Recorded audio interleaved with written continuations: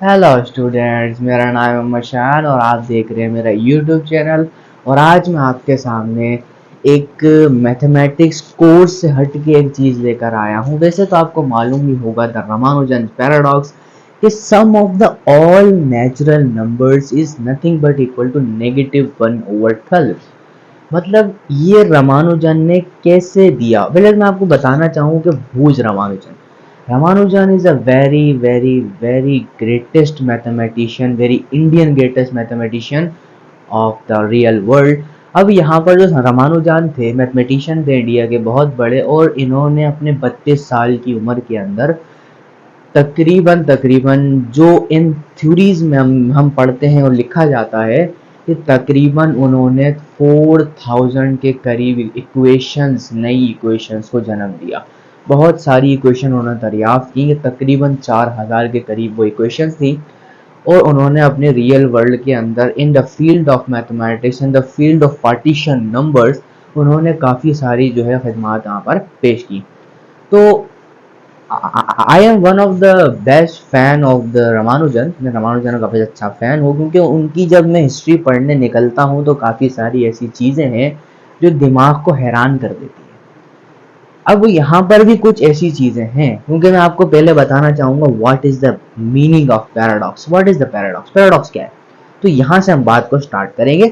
तो रामानुजन का पैराडॉक्स आपके पास क्या है, अब यहाँ पे समझना। अच्छा, रामानुजन को पार्टीशन नंबर्स और इनफाइनाइट सीरीज के ऊपर काम करने का बहुत शौक था। और ऑब्वियसली सी बात है, ये जो इसका पैराडॉक्स यहाँ पे लिखा हुआ है कहाँ से कहाँ तक, कि 1 to infinity, इनफाइनाइट सीरीज का जिसने सम निकाला वो -1/12 के बारे में निकाला। और रामानुजन की द बेस्ट और ग्रेट जो रिसर्च थी वो इन्फिनिटी भी रह चुकी है। कि हुआ रामानुजन ने बताया था कि व्हाट इज इन्फिनिटी। ये बात भी हम मतलब नेक्स्ट लेक्चर में, आने वाले लेक्चर्स के अंदर मैं आपको ये बात भी डिस्कस करूंगा कि व्हाट इज इन्फिनिटी, इन्फिनिटी क्या है। ठीक है, वो बात करेंगे थोड़ा सा नेक्स्ट लेक्चर में जाके। लेकिन आज आप ये बात ये समझनी है कि रामानुजन ने ऐसी क्या सीक्वेंस ली जो कि ट्रेडिशनल समेशन थ्योरी को देखते हुए इंसान कहता है कि ये बात गलत है, लेकिन in terms of infinite series वो यहाँ पर बात सही उन्होंने बताई। उन्होंने बाकायदा प्रूफ दिया, हर एक चीज को डिफाइन किया कि किस तरीके से जो समेशन है वो -1/12 के इक्वल आता है। अब यहाँ पे मैं बात करना चाहूँगा, स्टार्ट करता हूँ अपने वीडियो को। मैंने थोड़ा सा इंट्रोडक्शन दे दिया कि वो कौन थे, क्या थे, और this is the best Indian mathematician. अब यहाँ बात करते हैं, क्योंकि जब हम मैथमेटिक्स पढ़ते हैं ना, तो हमें सिर्फ प्रॉब्लम सॉल्विंग से माना नहीं रखना होता, हमें क्रिटिकल थिंकिंग करनी होती है। पहली बात, वो तो in terms of mathematics field के अंदर भी आप करते हो, लेकिन मैथमेटिक्स को जानना, it is a very beautiful thing.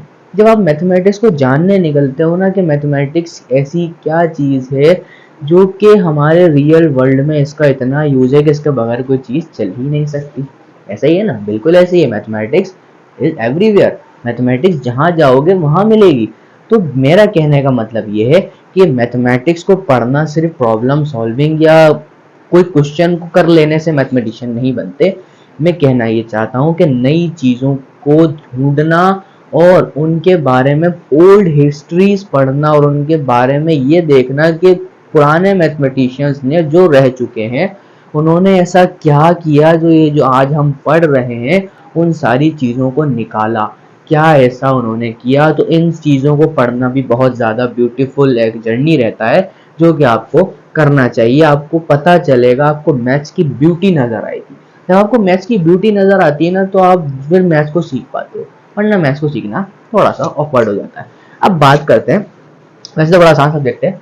अच्छा जी, अब मैं यहाँ पर बात करना चाहूँगा कि यहाँ पर सबसे पहली बात वर्ड आता है what is the paradox. Paradox एक ऐसा वर्ड है, इसकी मीनिंग छोटी सी है। मतलब ऐसा कि कोई चीज़ देखने में गलत लगे पर वो सही हो, this is known as a paradox. क्या, जो चीज़ देखने में गलत लगे पर वो सही हो इन टर्म्स ऑफ प्रूफ, तो बाद में आपसे कह सकता हूँ उस चीज को हम क्या बोलते हैं, पैराडॉक्स बोलते हैं। अब यहाँ पे आपने समझा कि व्हाट इज पैराडॉक्स, लेकिन अब मैं बताऊं ये पैराडॉक्स लिखा हुआ कैसे। देखो, कभी भी ऐसा आपने सोचा होगा कि किसी भी हम अगर प्लस मतलब किसी भी मतलब पॉजिटिव नंबर्स को, वो यहाँ नेगेटिव नंबर्स नहीं लिखे हुए, this called positive summation. Positive summation के अंदर जब आप कह रहे हो कि अगर मैं 1 से लेके इनफाइनाइट तक प्लस के नंबर जोड़ रहा हूं तो आंसर माइनस में कैसे आ सकता है? ये आपको दिमाग में बत्ती जलनी चाहिए, लाइट जलनी चाहिए कि हाँ ऐसा कैसे हो रहा है। जब मैं सारी की सारी वैल्यूज प्लस में इकट्ठा कर रहा हूँ, सम कर रहा हूँ, तो आंसर -1/12 कैसे? How is it possible? तो मतलब दूर से देखने में according to the traditional sum of the summation theory यहाँ पर ये बात डिनाई करती है, क्योंकि पॉजिटिव तो पॉजिटिव ही आना चाहिए, नेगेटिव क्यों आ रहा है in terms of infinite series. अब मैं आपको एक नई वीडियो लूंगा, कभी मैंने ली, तो उसमें आपको बताऊंगा कि इन्फिनिटी क्या है और इनफाइनाइट एक ऐसा नंबर है जो इसमें अगर नहीं होता तो ये कभी भी -1/12 नहीं आती। ठीक है, अब यहाँ समझना बात को। तो सबसे पहली बात, ये पैराडॉक्स क्यों है समझ पा रहे हो? क्योंकि भाई हम ऐसा नहीं कह सकते कि सारी की सारी चीजें प्लस में है तो आंसर माइनस में क्यों आ रहा है, ऐसे ही है ना। तो this is called the paradox, but it is true in the sense of Ramanujan. अब हम बात करते हैं क्या किया उस रामानुजन ने। वो तो मजाक मजाक में कर दिया जो भी किया, लेकिन हमें आज भुगतना पड़ रहा है, लेकिन हम देखेंगे। ठीक है, सबसे पहले बात समझना, मैं आपसे कहना चाहता हूं कि ए, मैंने कहा कोई एक ए सीक्वेंस में मान लेता हूं, चलो ए भी नहीं मानता, मैंने बोला कोई एस सीक्वेंस मान लेता हूं जो कि इस इनफाइनाइट सम के इक्वल है। ठीक है, मैंने कहा ठीक है मान लेते, मैंने कहा 1, मैंने कहा 2, मैंने कहा 3, मैंने कहा 4, और ये कहां तक जा रहा है? In terms of infinity. मतलब क्या है, अगर मैं यहाँ पर मार्कर चेंज करूं तो ज्यादा अच्छा रहेगा। यहाँ पे आपको मिटा के दोबारा लिखता हूँ, मेरा देखना। मैंने कहा s इज इक्वल्स टू, मैंने कहा 1 + 2 + 3 + 4, और इसका जो सम आया अप टू इंफिनिटी, मैंने ये कंसिडर कर ली सीक्वेंस जिसका मुझे सम चाहिए था। ठीक है, बात हो गई समझ में। तो रामानुजन ने क्या किया, एक अल्टरनेटिव सीक्वेंस का मतलब उन्होंने इस्तेमाल किया कि अल्टरनेटिव सीक्वेंस उन्होंने ली। उन्होंने बोला एक सीक्वेंस ए है जिसका मैं वेरिएबल मान लेता हूँ ए। उन्होंने क्या करा, अपना सीक्वेंस एक ऐसी ली जो 1 -1 +1 -1 +1 -1 ऐसे अप टू इंफिनिटी चलती जा रही थी। तो ये भी एक इनफाइनाइट सीरीज है, देखा जाए तो ये अप टू इंफिनिटी समेशन चलती जा रही है। अच्छा, उन्होंने एक सीक्वेंस ये ली और उन्होंने एक और सीक्वेंस ली, उन्होंने एक और सीक्वेंस ली बी, जिसको नाम दिया उन्होंने बी का। मैंने कहा बी अगर एक सीक्वेंस है तो यहाँ पे अगर आप देखोगे तो मैं एक सीक्वेंस लेता हूँ अल्टरनेटिव सीक्वेंस जो कि नेचुरल नंबर्स की है पर अल्टरनेटिव सीक्वेंस है। मैंने कहा 1 -2 +3 -4 +5 -6, और ऐसे करके वो इनफाइनाइट तक चलती गई। इन्होंने दो इक्वेशंस का यूज किया, अगर आप इन दोनों का समेशन की वैल्यू निकाल लोगे तो आराम से इस पैराडॉक्स को प्रूफ किया जा सकता है। ठीक है, अब हम बात करते हैं कि कैसे, हाउ इज इट पॉसिबल। अब यहाँ देखो, अगर आप फोकस करो इक्वेशन नंबर ए पर, जो इक्वेशन मैंने इनफाइनाइट सीरीज लिखी है, इस पर जरा मैं गौर करूं तो क्या ऐसा कहा जा सकता है कि a is equal to nothing but इस 1 को मैं ऐसे ही छोड़ देता हूं? मैंने कहा ठीक है। अब देखो इनफाइनाइट सीरीज है, कहां कुछ नहीं जा सकता, लेकिन जब देखो माइनस अगर यहां से कॉमन निकाल लिया जाए, क्या निकाल लिया जाए? माइनस अगर यहां से कॉमन निकाल लिया जाए तो देखो ये वाला -1 क्या हो जाएगा? प्लस, ये +1 क्या हो जाएगा? माइनस, ये माइनस क्या हो जाएगा? प्लस, ये प्लस क्या हो जाएगा? माइनस, और +1, और ये कहां तक जाता जाएगा? इनफाइनाइट तक जाता जाएगा। क्या मैं यहां सही हूं? क्या यहां कोई गलत बात आपको नजर आई? क्या आपको यहाँ पर कोई ऐसी बात है जो आपको गलत नजर आ रही हो? नहीं ना, गलत तो कोई बात नहीं है ना। अच्छा, अब जरा फिर से गौर करना, क्या ये जो अंदर आपके पास जो सीक्वेंस बनी, this is nothing but equal to A, क्योंकि ए भी तो यही था, 1 -1 +1 up to infinity, it is not equal to A, मतलब ये ए के बराबर है। मैंने कहा ठीक है मान लेता हूं, यहाँ पर आ जाओ। मैंने कहा अगर ये a बराबर हो गया 1 माइनस टोटलाइज्ड a के, अभी तो पूरी सीक्वेंस अंदर वाली क्या बन रही थी? a बन रही थी। अगर मैं a को यहाँ लेके आ जाऊं तो मेरे पास जो a की वैल्यू आएगी वो कितनी आएगी? 1/2। कह सकता हूँ नहीं कह सकता हूँ भाई? देखो a और a 2a, 2 को नीचे लेके जाऊंगा, कितना आएगा? a = 1/2। इसका मतलब ये हुआ कि इस अल्टरनेटिव सीक्वेंस का जो सम है वो कितना है 1/2। बात समझ में आती है? ठीक है, अब हम बात करते हैं इक्वेशन नंबर बी की। तो बी में ऐसा क्या है, तो मैंने अब एक काम करता हूं, मैंने कहा रामानुजन ने एक काम किया कि अपनी सीक्वेंस ए में से बी को माइनस करवा दिया। क्या किया, अपनी सीक्वेंस ए में से बी को क्या करवा दिया, माइनस करवा दिया। मैंने कहा चलो ये भी करके देख लेते हैं। मैंने कहा उन्होंने क्या किया, ए में से माइनस कर दिया किसको, बी को। जब ऐसा हुआ तो देखो कैसे होता है। मैंने कहा ए सीक्वेंस लिखता हूं, मैंने कहा देखो 1 -1 +1 -1 +1 अप टू इंफिनिटी, या फिर मैं इसको डॉट डॉट डॉट भी चला सकता हूं, ऐसे चलता जा रहा है अप टू इंफिनिटी। ठीक है, तो माइनस किया इन्होंने किसको, इस वाली सीक्वेंस को। मैंने कहा 1 -2 +3 -4 +5 एंड सो ऑन, चलता गया। ठीक है, तो उन्होंने क्या किया, इन दो सीक्वेंस को किया माइनस। अब यहाँ गौर से देखना क्या होता है। मैंने कहा देखो इसकी पहली टर्म से माइनस होगी, ये तो ट्रेडिशनल सम वाली बात है, होगी ऐसे ही होगा। 1 -1, देखो एक ये बना, प्लस -1 +2 -1 +2 ये बना। आगे चलो प्लस, अब देखो +1 और -3, आगे चलो -1 और +4, और ये ऐसे करके जो समेशन थी वो अप टू इंफिनिटी चलती गई। मैंने क्या करा, दोनों क्वेश्चन को माइनस कर दिया। ठीक है, कर दिया। यहां बना 0, मान लेते हैं 0 बना। अब देखो -1 +2 का मतलब कितना है, 1। आगे चलो, इसका मतलब कितना है, -2। क्या मतलब इसका, -2। यहां पर आ जाओ, इसका मतलब क्या है, +3, और अगली टर्म जो आएगी कितनी आएगी, -4, और ये ऐसे करके अब तो इंफिनिटी चलता जाएगा। मतलब ये इसका जो है वो सम बन रहा है। ठीक है, मतलब किसके बराबर बन रहा है, मतलब a - b के। लेकिन अब यहाँ पर एक और बात देखने वाली है कि ये जो आपके पास इसका रिजल्ट आया है, ये जो रिजल्ट है ना बेटा, गौर कर लो, ये बराबर है किसके, b के। मतलब हमने क्या किया, जब a में से b को माइनस किया तो रिजल्ट एक ऐसा निकल कर आया जो कि सेम एज किसके बराबर है, b के बराबर है, जो मेरी सीक्वेंस b थी। तो मैं क्या इसकी जगह b रख सकता हूँ, बिल्कुल ऐसा रख सकता हूँ। तो यहाँ देखना गौर से, मैंने कहा जब मैं a - b की जगह यहाँ b रख सकता हूँ, तो बेटा b को वहां लेके जाओ जरा। ठीक है, ये कितना हो जाएगा, a = 2b, और a की वैल्यू कितनी आई थी हमारे पास पहले, 1/2। जरा यहाँ पुट करके देखो, जब यहाँ पुट करूंगा तो आपके पास सिंपली b की वैल्यू कितनी आ जाएगी, 1/4 आ जाएगी। हो, मतलब क्या हुआ कि हमने सीक्वेंस b को भी समेशन आउट कर लिया, उसका रिजल्ट आ रहा था 1/4। मैंने कहा ठीक है, ये बात भी हमने मान ली। अच्छा जी, अब हमारा जो टारगेट है वो क्या है, अभी तो हम जो है वो उनकी कंसिडर जिन्होंने अज्यूम समेशंस की थी, इनफिनाइट सीरीज की थी, उनके ऊपर हमने बात करी। लेकिन हमारा टारगेट क्या था, दिस पैराडॉक्स को प्रूफ करना है। कैसे, अच्छा जी, अब हम बात करते हैं थोड़ा सा और आगे चल के, समझना बात को। देखो अब मैं इसकी बात करना चाहता हूं। तो रामानुजन ने क्या किया, उनके दिमाग में एक बात आई कि उन्होंने कहा कि बी सीक्वेंस में से अगर मैं अपनी ओरिजिनल सीक्वेंस को माइनस कर दूं तो क्या होगा। मैंने कहा ठीक है, बी सीक्वेंस क्या थी, मैंने कहा देखो 1 -2 +3 -4 +5 और सम टू सम ऑन, यहाँ आएगा माइनस, और ये चलता गया। मैंने कहा ठीक है, this is called the sequence B.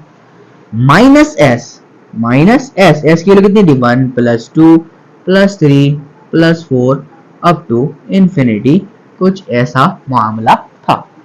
अब जरा जैसे कि इसको माइनस किया था, इसको भी ऐसे माइनस करके चेक करते हैं। मैंने कहा देखो क्या बनता है, मैंने कहा b - s is nothing but equal to 1 -1, कितना आएगा, 1 -1। देखो यहाँ अगला कितना आएगा, -2 देन -2, मैंने कहा -2 देन -2। आगे देखो 3 देन -3, मतलब 3 देन -3। अब आगे चलो प्लस, आगे कितना आएगा, -4 देन -4, और ये ऐसे करके चलता गया।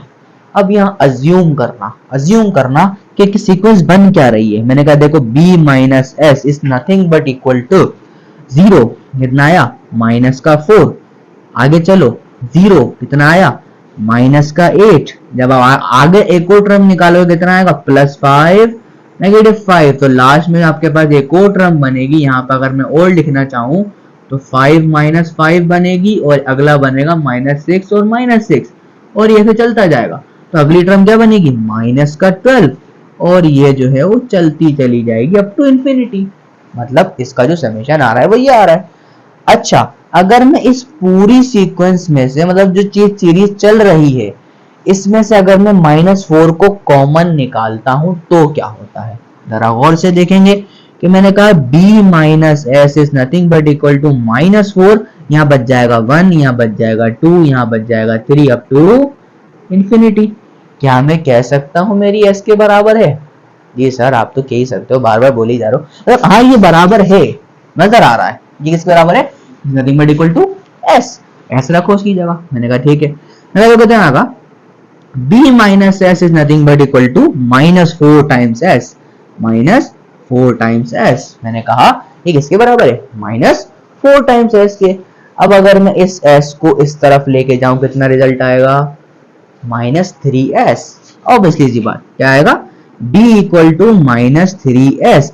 लेकिन अगर b की वैल्यू पुट की जाए 1/4, जो कि मैंने अपनी समेशन से निकाली थी, उसको समेशन किया था, रिजल्ट आया था, तो यहाँ पे 1/4 तो मैं रख ही सकता हूँ। और जब 3 को नीचे लेके जाऊंगा तो क्या आएगा भाई? s is equals to 1/4 multiply by -1/3 is nothing but equal to -1/12। और मेरा जो s था वो किसके बराबर था?